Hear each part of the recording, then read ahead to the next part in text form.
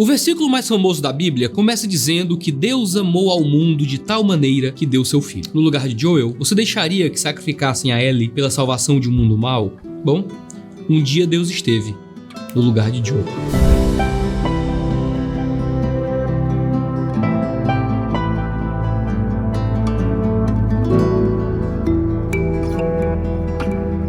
Logo de início, nós vemos uma mulher fugir para uma casa abandonada na tentativa de se salvar.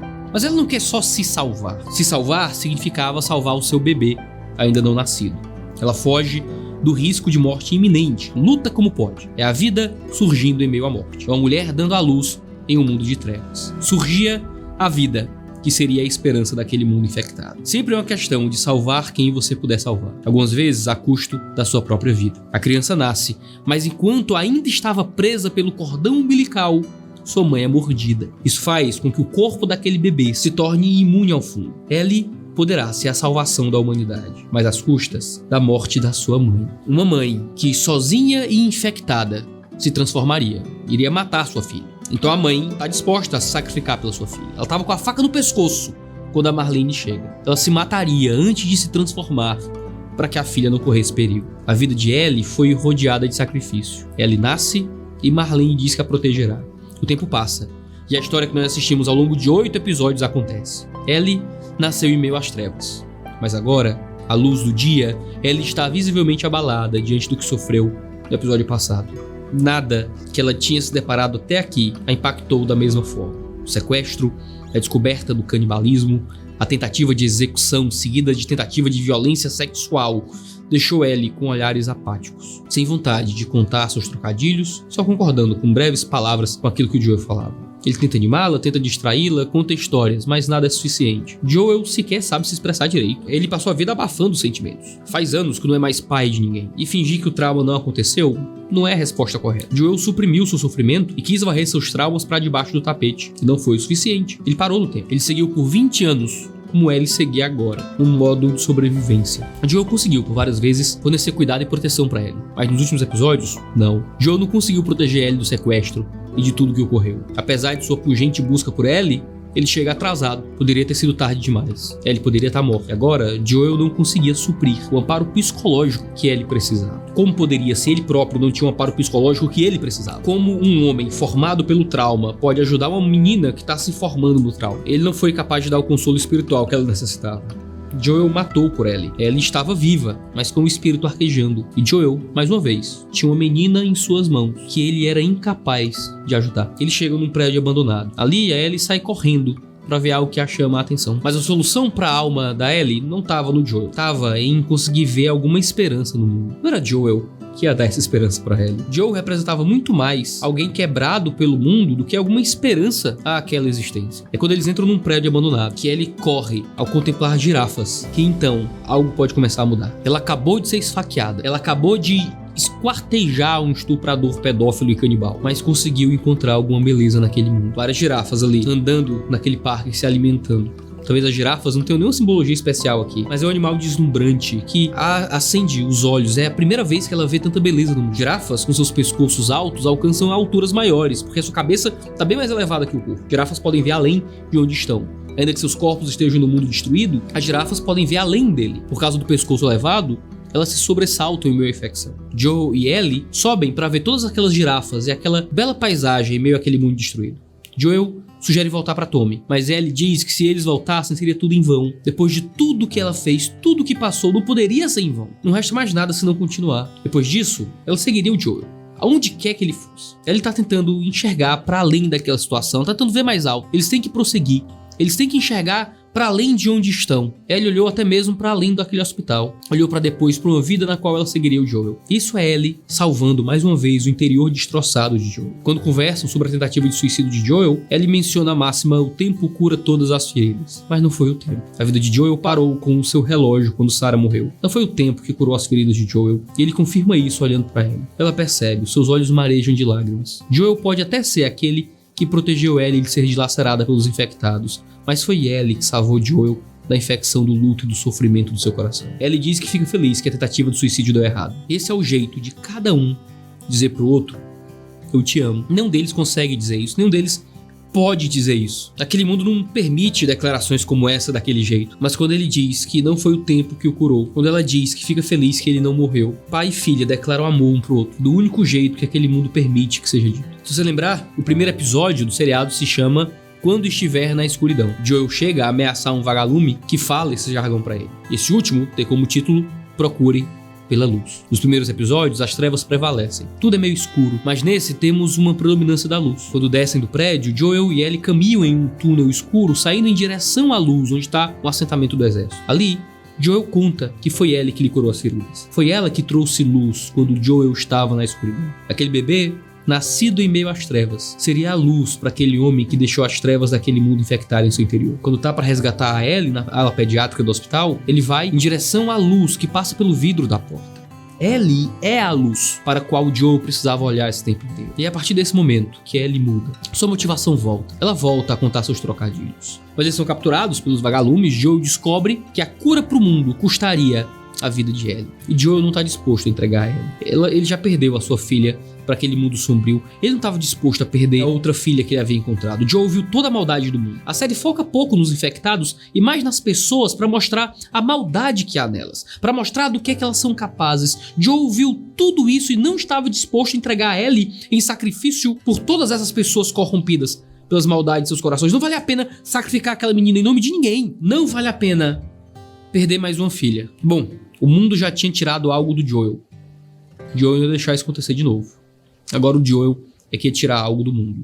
Ele ativa o Joel, do qual nós só ouvimos falar, que Tommy conhecia muito bem e mata todos no hospital. A gente só ouviu falar da violência e poder do Joel, mas aqui a gente vê quem ele foi. Ele chora pro irmão que não conseguiu fazer nada quando foi cercado pelo pessoal da comuna. Mas aqui não. Diante da possibilidade de perder a nova filha, ele volta a ser exatamente quem ele era. Sozinho, faz uma carnificina naquele hospital. A escolha do som ser abafado, ao invés de ser um take imenso de ação, dá peso à introspecção da cena. Uma música triste, corpos pra trás, e ele entrando lentamente na sala sem saber se acharia Ellie viva. Até mesmo Marlene é assassinada quando clama por sua vida, porque Joel sabe que ela os perseguiria. Joel foge com Ellie e mente pra ela. Joel mente pra Ellie porque sabe que se ele falasse a verdade, ela aceitaria ser sacrificada. Depois de tudo que eu passei, eu vou até o fim. Joel sabia que Ellie conseguiria ter esperança naquele mundo. Ele sabia que ela estava disposta a morrer por aquela sociedade. Vamos terminar o que a gente começou, ela tinha dito previamente.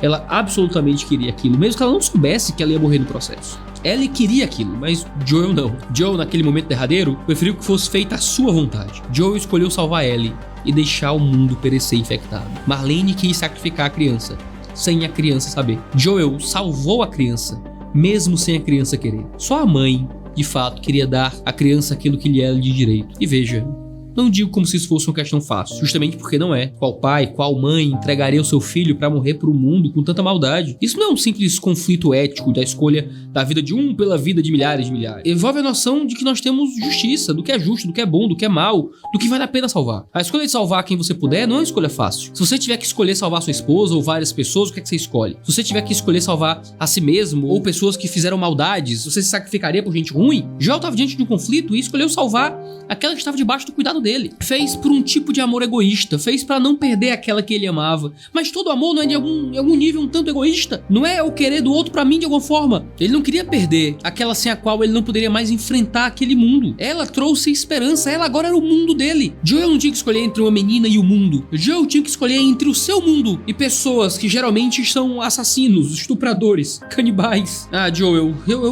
é difícil entender o Joel. Mas havia um mundo a ser salvo. Será que é isso que o amor faz? O amor faz tomarmos decisões eticamente impossíveis? Porque se torna injusto olhar para as coisas de forma utilitarista? Não é mais um cálculo sobre a maximização da felicidade no mundo. Não é só um mero dilema do trem. Não é uma questão lógica e matemática. É sobre o que as pessoas significam para nós. A Ellie salvaria o mundo da infecção, mas não salvaria o mundo da sua maldade. O mundo continuaria mal, como vimos, e Joel não estava disposto a sacrificar alguém que ele amava para ver o mal do ser humano permanecer. Foi um senso de justiça, foi uma tentativa pessoal de proteção. Quando ele perdeu Sarah, ele tentou se matar. Ele demorou para ter Ellie como filha. Ele não podia perder mais uma filha, mas ela era uma criança. Alguém tinha que decidir por ela. São muitos dilemas morais, mas nem precisamos dar respostas para todos os dilemas que surgem aqui. Precisamos apenas pensar no que a série vem tratando em todos os episódios. a complexidade da relação humana. Ao nos apontar a escolha por Ellie, The Last of Us quer trazer para nós a reflexão sobre essas relações. The Last of Us nos joga num dilema e nos convida a nos colocarmos no lugar de Joel para fazer uma escolha. Essa escolha revela nossas motivações, nossos desejos, aquilo que guardamos em nosso coração e sobre quais valores importantes nós fundamos nossa vida. Nós vimos uma mãe lutar e morrer para que sua filha ficasse viva. Vimos a amiga a quem foi confiada a guarda da criança estar disposta a matar a criança em nome do mundo. Vimos um pai perder a esperança da humanidade depois de ver sua filha morrer. Vimos uma criança passar por traumas que nem adultos deviam passar e por decisões que ninguém deveria ter de tomar. Vimos um falso pastor usar a Bíblia para subjugar pessoas e até mesmo chegar em vias de abuso sexual. Vimos Joel revelar toda a violência que ele tinha no coração ao matar todos que ele viu à sua frente para salvar Ellie. Ali ele não tá matando vilões, ele não tá matando criminosos. Naquele hospital ele não tá matando estupradores, ele tá matando pessoas que lutavam para libertar o mundo, tanto dos opressores quanto do fungo responsável pelo apocalipse. Joel, de alguma forma, se torna o vilão da história.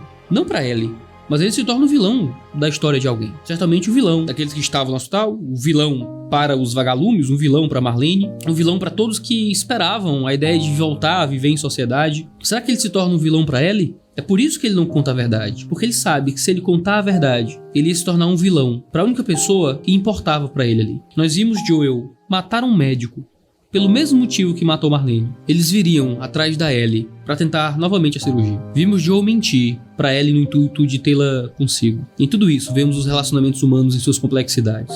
Concordemos ou não, façamos críticas ou não, The Last of Us nos mostra o que estamos dispostos a fazer por aqueles que amamos e o que o ser humano está disposto a fazer para sobreviver, mesmo que para isso tenha que queimar corpos mortos em público, prender pessoas em guetos, perseguir aqueles que lhe ferem, explorar pessoas com autoridade imposta, matar criança, matar outras pessoas que têm suas respectivas famílias para salvar essa mesma criança. Mas é no meio de todo o caos da humanidade que The Last of Us nos lembra que Deus amou o mundo. E é no meio de tudo isso que essa pequena história simboliza essa grande história de um Deus que amou o mundo de tal maneira que deu seu filho. O grande dilema de The Last of Us é tão universal e tão poderoso porque evoca uma das bases que fundaram nossa civilização, nosso imaginário social, mas para aqueles que creem, a história que dá base para nossa existência e para nossa vida, para nossa possibilidade de redenção. A Bíblia nos ensina que Deus prova do seu amor ao enviar Cristo para morrer por um mundo de pecadores. Somos ensinados que Jesus orou para que a vontade do Pai fosse feita. Sim, doeu a Deus imensamente, principalmente porque Ele é santo e nós somos pecadores. Porém, essa era a única forma de trazer salvação para o mundo. Aquele bebê que nasceu seria a esperança para um mundo onde pessoas perseguem, assassinam, mentem, corrompem seus corpos, adulteram, oprimem, zombam o nome de Deus, idolatram, são egoístas, gananciosos e imorais. No conselho eterno da Trindade, o Pai entrega o seu Filho unigênito para morrer por quem não merecia. Seu corpo seria torturado, seu sangue seria vertido, sua vida tirada, mas depois ele ressuscitaria. O sangue de Cristo é o que nos purifica dessa purulenta, total e devastadora infecção do pecado. O pecado que nos afastou de Deus. Ele é a salvação de um mundo que merece ser destruído pelo poder de Deus. Ele é a esperança que nos faz enfrentar a vida, a luz que devemos procurar quando estivermos em meio às trevas. Ele nos faz como girafas que conseguem ver para além de onde estão. Somos suas ovelhas, porque o seguimos como um pastor. Somos suas girafas porque olhamos para além desse mundo tão destruído e contemplamos os novos céus e a nova terra que ele prometeu. Se Joe tivesse deixado Ellie como sacrifício, isso nos chocaria. A gente teria visto isso como um fim muito triste para a história. Como se toda aquela jornada tivesse feito pouco sentido. Perder aquela criança desse jeito, depois que Joel conseguiu encontrar nela esperança para viver de novo, depois de tanta perda e tanta dor. Mas esse é o evangelho. É loucura para os que se acham sábios. É o terrível texto de João 3,16, que se tornou um lugar comum para tanta gente, ao ponto de não nos chocar mais, mas que deveria chocar mais. Um Deus que amou o mundo de pecadores ao ponto de entregar seu filho. Vimos como um ato de mera bondade, mas pode ser que deixemos de ver a imensa tensão que há aqui. Se é difícil que concebamos entregar alguém que amamos em favor daqueles que são ruins, sendo nós também ruins em diversos outros aspectos, quanto mais deve ter sido para Deus. O ódio de Deus ao pecado, tão grande quanto o seu amor por nós. Ele se dispôs a aplacar o seu ódio com um amor imensurável e inconcebível pela mente humana. Ele entregou seu filho, que nunca pecou, para salvar os Abraãos que mentem, os Davis que abusam, os Isaías de lábios impuros, os publicanos como Mateus, os que negariam como Pedro, os que perseguem como Paulo, os que eram imorais como Agostinho, os que eram traficantes de pessoas como John Newton, pecadores como eu e você. Deus escolheu salvar os infectados. Jesus concordou com a vontade do Pai e escolheu morrer por pecadores como nós. O Espírito Santo desceu para se tornar o penhor, a segurança dessa salvação. O Deus Trino fez o impensável. Ele amou o mundo de tal maneira que entregou seu filho para que todo aquele que nele crê seja liberto da maldade e violência do seu coração e obtenha vida eterna. Para que quando estivermos na escuridão, possamos sim olhar para a única e verdadeira luz.